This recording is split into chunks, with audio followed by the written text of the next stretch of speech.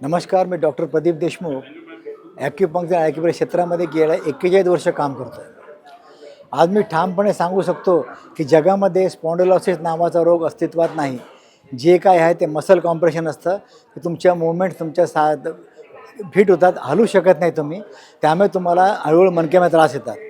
तो त्रास दूर करायला मला फक्त 5 मिनटाचा अवधी लागतो. तुम्हाला आराम ताबडतोब त्या दिवशी मिळेल.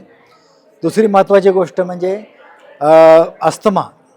अस्थमा हा रोग हा कम्प्लिटली क्युरेबल आहे आपल्याकडे. तिसरी महत्त्वाची गोष्ट म्हणजे जे सेरेब्रल पाल्सी, म्हणजे आज जी मुलं मेंदूच्या आजारामुळे लहान आहेत, बेडवरती आहेत, हलू शकत नाहीत, अशा मुलांना ॲक्युपंक्चर ॲक्युप्रेशर करा. ती मुलं नॉर्मल होऊ शकतात. 2 ते 3 महिन्यामध्ये मान पकडू शकतात, 6 महिन्यामध्ये ते कंबर पकडू शकतील आणि वर्षामध्ये ती इंडू फिरू शकतील, एवढी खात्री मी तुम्हाला देतो. तिसरी महत्त्वाची गोष्ट म्हणजे पॅरालिसिस हा जगामधला सगळ्यात सोपा रोग असं म्हणतो मी. त्यातल्या त्या डावा साईड जो आहे तो रोग ताबडतोब तुम्हाला फरक दाखवू शकतो. उजव्या साईडला वेळ लागतो, कारण का छोट्या मेंदूमध्ये इम्पॅक्ट झालेलं असतं म्हणून.